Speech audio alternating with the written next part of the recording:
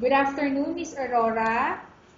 Good afternoon, ma'am. Okay, Miss Aurora, can you tell me about yourself? I'm Aurora Almalyari. I'm 36 years old, separate ma'am, and I have 4 kids. Okay, I have few questions for you to answer, so let's start. Why do you want to work as a maid?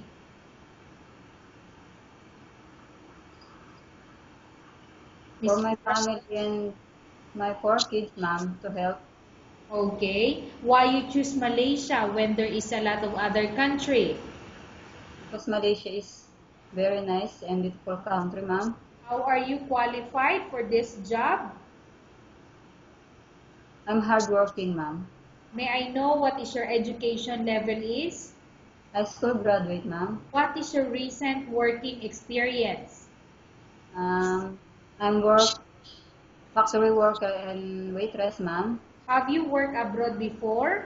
No, ma'am. Do you have experience of taking care of baby? Yes, ma'am. And whose baby or children you are taking care of? My own child, ma'am. What about elder or older people? Do you have the experience? No, ma'am. But are you willing to take care? Yes, ma'am. Do you have any other special skills? Yes, ma'am. What are those special skills do you have? Cooking, cleaning, washing. Okay. Are you willing to learn new skills? Yes, ma'am. Are you willing to work with a family where the mother-in-law or any relatives stay together? Yes, ma'am. Currently, are you still working now? No, ma'am. Do you know how to cook? Yes, ma'am. What sort of food can you cook? Menudo, adobo, sinigang. So all of these are Filipino food.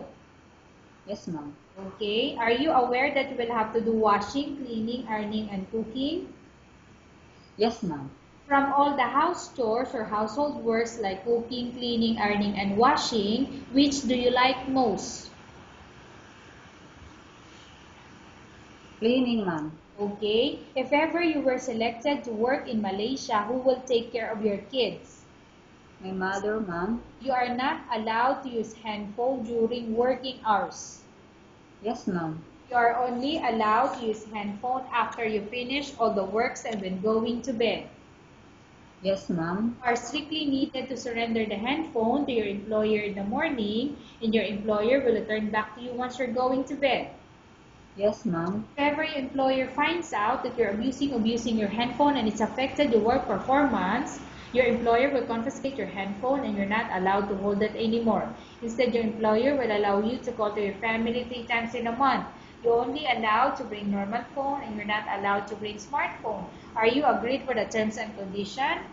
Yes, ma'am. Are you agreed to the rules and regulation for the handphone? Yes, ma'am. How many years is the contract as you agreed and understand? 2 years, ma'am. Can you describe for me your ethics or your attitude? Hardworking, ma'am. How can how can you assure to us that you will work hard in Malaysia? I'm finished my contract, ma'am. Can you promise not to use the telephone without the permission of your employer? Yes, ma'am. Can you promise not to put on makeup but to dress properly while work? Yes, ma'am. Can you promise not to invite friends and relatives without the consent of your employer? Yes, ma'am. Can you promise not to ask for advance salary from your employer under any circumstances? Yes, ma'am. Do you really understand of the rules and regulation of the agency? Yes, ma'am. Do you pay any placement fee for you to come to Malaysia to work as a maid? No, ma'am. Do you have any history of sickness, example breast cancer or any other illness? No, ma'am. Do you suffer from any skin diseases, allergy, or physical defect? No, ma'am. Have you suffered from any serious illness? No, ma'am. Do you smoke? No, ma'am. Have you undergone any operation or surgery? No, ma'am. Are you medically fit? Yes, ma'am. Are you in any medication? No, ma'am. Are you allergic with any food? No, ma'am. Are you prepared to work for the employer of any race? Yes, ma'am. Are you prepared to eat the type of food taken by your employer? Yes, ma'am. Are you afraid of being left alone in the house? No, ma'am. Are you afraid of dogs or other pets? No, ma'am. Can you promise to work according to instruction from your employer? Yes, ma'am. Do you have any immediate family working in Malaysia? No, ma'am. Okay, Miss Aurora, we have finished our question section. Let's go to case study. I have a case study for you, and I want you to answer me truthfully. Upon arrival in Malaysia within 6 months, if ever any of your family members pass away, what will you do? Will you continue to work till finish your contract, or you will go back? I will continue my contract, ma'am, and finish my contract. Okay, tell us about yourself and why do you want to work in Malaysia as domestic helper?